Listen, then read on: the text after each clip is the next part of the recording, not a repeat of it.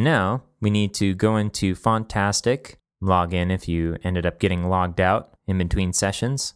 And then we're going to add our icon. So I'll click Add More Icons, Import Icons. I'll select our Arrow Next SVG file.